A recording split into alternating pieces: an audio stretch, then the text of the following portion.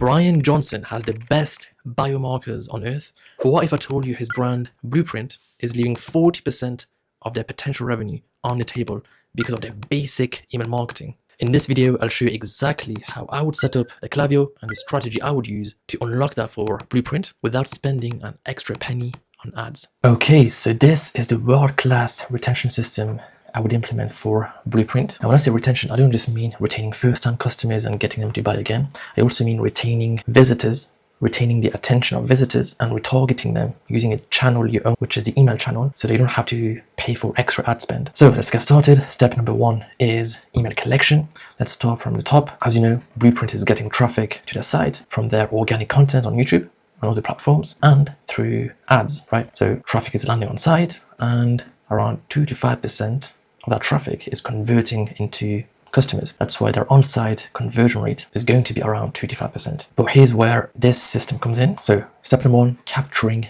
emails. So we're going to capture up to 10 times more emails than the industry average is because of this. We have a look at the Shopify report that shows us the sessions by landing page. We have a look at what are the significant landing pages. Some of them will be blog pages. Some of them will be product pages and collection pages, homepage, etc. We'll have a look at this data and we would strategically place different pop-ups on different pages. So let me explain. On pages where the visitors have a low awareness level, for example, a blog page or pages that give more info, let's say, those pages would have another pop-up that has a different incentive and a different copy that we're going to A/B test. And pages like the homepage or the product page where people are there to buy, we are going to be having different on those pages. So what we're going to do is have different pop-ups depending on the awareness level of the landing page and then test incentives for every pop-up, because for blog pages, a 15% or a free shipping pop-up is not going to convert because people are not there to buy. It's simply not going to convert. But having a freebie, having a free ebook, or something that's valuable to them, converts quite well. So that's why we need to test incentives across pages, but also on the same page. Let's say on the home page, we have this one with A/B test 15% off with free shipping and every offer that a brand is comfortable giving. Okay, we test those offers and then we test different formats. For example, that's one format where you tell them, hey, you've got this incentive, and then you give them options to click on. So it's kind of like a quiz thing instead of straight away showing them an input field. Another format of the pop-up, of a high converting pop-up, is this, where you simply ask them, do you want the incentive? Do you want free shipping? And you give them a yes or no. And then if they click yes, it's going to show the email input field. So that's how we would collect 15 to 20% of site traffic. And then before we get to the flows, one important step, if your target audience is a little bit broad and if you've got different types of products where people are buying for different reasons, we would have a segmentation question. So for Blueprint, we'd have a question like, hey, what's your goal? Number one, sleep better. Number two, better mental clarity. Number three, slow down aging. Okay, and based on this, we would have different welcome flows. So each branch is going to be a welcome flow, which is going to have around 6 to 8 emails inside of the welcome flow. So basically, the welcome flow alone would have around 18 to 20 emails. And the reason we do this is because we want to personalize the copy based on the goal. We don't just want a cookie cutter approach where it's a generic flow, just talking about the brand, right? You don't want that. You want to make the flow about the customer, about the visitor. You just need to make it about them and just make them feel like they're getting almost like one-on-one coaching, okay, at a personal level. So after we've added this question on the pop-up, we'll be able to have different paths depending on the goal. And then again, just before I go into the flows, another thing that's very important is understanding what are the actual products that are driving revenue for the brand. Because in a lot of cases, like some marketers, they just have a look at the products on the store and they just plug them inside of emails or whatever, right? You don't want to do that. We want to have a look at the data, understand what is the revenue distribution by product so that we know what we need to focus on, okay? What are the main levers, you could say, that we need to focus on? For example, that's common in e-commerce. Every e-commerce brand has a hero SKU. For example, if one product is driving 80% of purchases and another product is driving 5% of purchases, you want to focus on the product that's driving 80%. Okay, we're not trying to reinvent the wheel with the strategy. Okay, we want to focus on what's working, use existing data and double down on the back end. So inside of this welcome flow, like I mentioned, because of this segmentation question, we're able to personalize the welcome flows like this, and what you see here is just one path. Okay, but basically the welcome flow is there to get the lowest hanging fruit. So the 2 to 5% that purchased, they are not going to be receiving the welcome flow, but the next awareness level just before ready to buy. So if I just show you here, so these guys already converted, they're ready to buy. That's the 2 to 5%. The next, the closest awareness level is product aware. So the welcome flow is personalized for this awareness level because it's the lowest hanging fruit. They are the easiest to convert and the quickest to convert. And also, if someone has made it to the website and has signed up to the pop-up, right, you have to assume, it's a safe bet to assume that they are product aware, which just means that, okay, they know they have a problem, they know there is a solution, and now they are becoming product aware and deciding if this product, this brand is the best among other options. Okay, so in this flow, that's what you want to focus on, making the brand stand out, making it seem like the perfect solution to the problem and achieving a goal. You want to do that through handling objections. You want to talk about your USPs, what makes you different. You want to compare yourself to other brands. You want to answer some questions that your bottom of funnel will have, okay? And you want to follow up about a discount that was on the pop-up in multiple ways. Okay? So that's just angles that we use for this beauty brand. That's not an angle that would match every brand, of course. But yeah, following up and just giving them content about why you guys are different. That's what the welcome flow is about. Now, 90% of the people that enter the welcome flow are not going to convert from the welcome flow. In conventional flow setups and conventional email agencies, they would just leave the nurturing part here, and then the non-buyers, people that enter the welcome flow and then buy, would just sit inside of the Klaviyo list, okay? And that's why your biggest chunk inside of your Klaviyo email list is profile with no purchase.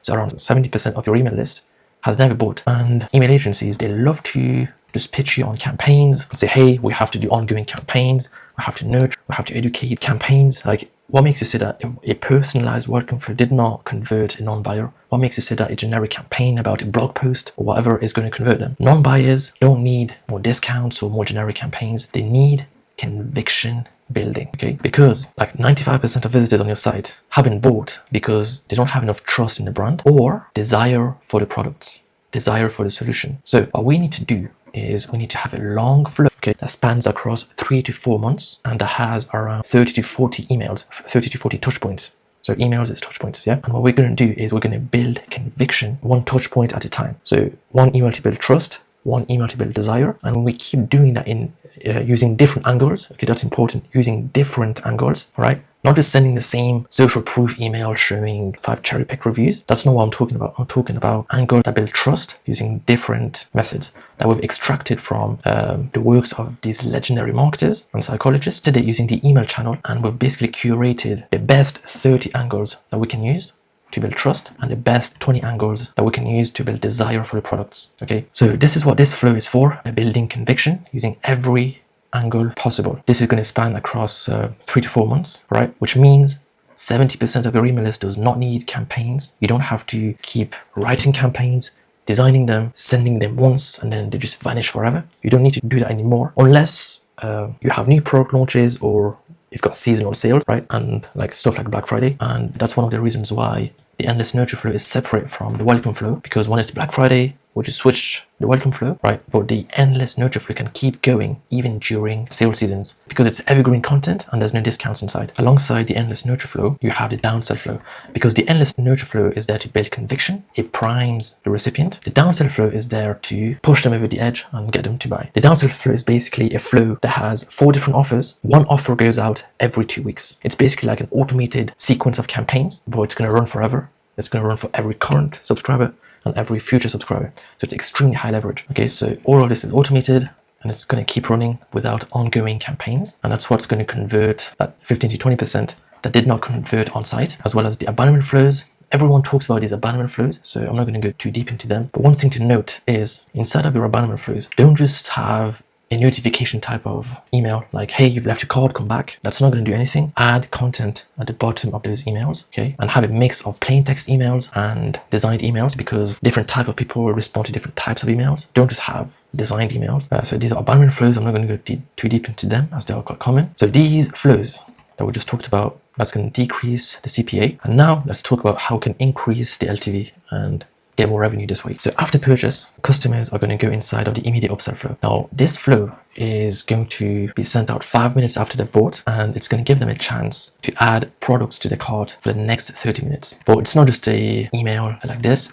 What we do is we'd have a look at this report inside of the Shopify to understand which items are bought together. So there is a report inside of Shopify called this items bought together, and we can see what are the most commonly bought together items, and we would have different emails with different recommendations at the bottom depending what they've bought. So we'd have a flow of conditional logic splits, and depending on what they bought and depending on this data, would give them personalized recommendations to increase the average order value. So after that, these next few flows are not going to be revenue driven flows, but they are still very important to lay ground for loyalty for future flows that are going to get blueprint the second and third purchase. All right. So these flows are the thank you flow. Okay, you need to have a heartfelt thank you for first-time customers. Okay, you need to make them feel appreciated. That's the thank you flow, and then you have your review request flow. This flow is important because it's going to help your brand get more customers. Let me explain. When someone comes across your site, your ads, or your content on social media, they're going to Google your name and they're going to look at either Google reviews or Trustpilot or Reddit threads or something. They're not going to go on your product page and say, okay, let me have a look at what people are saying, because it's kind of obvious that review apps allow the importation of any type of review, even if they're fake. So that's why people trust external third-party review platforms like Google Reviews and Trustpilot. So what we do here is we have a personal email like this, okay, and we give them 5 options depending on how satisfied they are. So the 2 positive options, right, 5-star and 4-star, you could say, these are going to be linked to the external review platform. Okay, so that's going to get you reviews, good reviews on our platform, and the bad reviews, the bad and the neutral reviews, we're going to direct them to an internal feedback form. Okay, that's supposed to be internal feedback form so that you can improve your product and your processes or your service, right? What this is going to do is it's going to increase your rating on those review platforms, and it's going to help you get more customers indirectly. Then you have the endless loyalty flow. Now this flow is going to trigger on customers. So as soon as they've bought, after day 2, you're going to receive this flow. And what this flow does, it's just a compilation of valuable content that's going to be valuable to the audience. So for example, this is for a powerlifting brand, 5 recovery hacks for lifters, right? You give them value, this is going to build loyalty, right? And some more content, like giving them content to let them know that they've made the right choice. Okay, they've made, so that they don't feel buyer's regret. Okay, having this type of content after purchase is important, not because it's going to directly bring in more revenue, but because after a few months, okay, because this flow is going to span across a few months as well, right? And that's also why I say you don't need campaigns if you have these type of flows, right? This type of content is going to span across months as well, all automated, and it's actually valuable content to your audience. It's going to lay ground for loyalty. And let's say there's a similar brand that's selling similar product. This person who's been consuming this content is less likely to just ditch you for another brand that's selling a similar product for $2 cheaper, right? They're going to stick with you for longer. They're more likely to stick with you for longer because of this flow. And then you have win-back flows. And now this is not just a generic win-back flow with 2 or 3 emails saying, hey, it's time to reorder again, come back. This is not what I'm talking about here. These are flows that are personalized. So first of all, a win-back flow that's personalized to first-time customers, because if we have a look at the composition of an email list again, the second biggest chunk, which is about 30%, 20 to 30% of your email list, consists of people with 1 purchase. Okay, now they're just sitting in your email list receiving generic campaigns, right? You don't want to do that. You want to have long flows that are personalized to first-time customers. So for example, here, the copy, the angles are personalized to first-time customers. We acknowledge that it's their first order. We ask them, hey, how was your experience? Was everything okay, etc. We follow up across months. And the triggers for these flows, we have a look at existing data. So there's a free app you can download on your Shopify. It's called Lifetimely. Okay, you just download it and it's going to give you this graph. It's going to show the time between orders of first-time customer to second-time customer. So it looks at how many days did second-time customers take to place a second order, and it's going to give you a graph, and we can basically highlight significant time ranges.